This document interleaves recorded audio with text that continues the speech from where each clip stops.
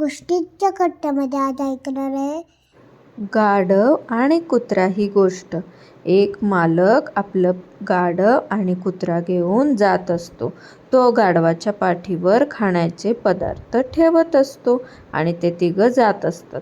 मग एकदा तो मालक खूप थकलेला असतो. तो काय करतो, एका झाडाखाली झोपतो आणि मग गाढव तिथं गवत चरत असतं.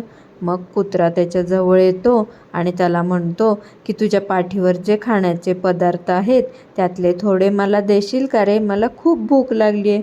तेव्हा तो गाढव म्हणतो, थांब जरा वेळ, जेव्हा मालक उठल तेव्हा ते तुला देतील खायला, असं म्हणतो. मग तो कुत्रा नाराज होतो आणि तो तिथंच तसाच थांबतो.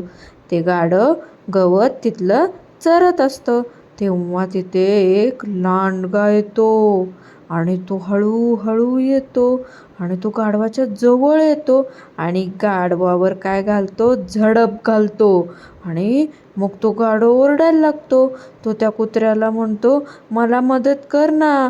तेव्हा तो कुत्रा त्याला म्हणतो, अरे थांब जरा थोडा वेळ, म्हणजे मालक उठेल आणि तो तुला वाचवेल. पण त्या लांडग्याच्या हल्ल्यामुळं तो गाढव मरण पावतो. त्याला कुत्रा काही मदतच करत नाही. तर गोष्टीचं तात्पर्य काय आहे?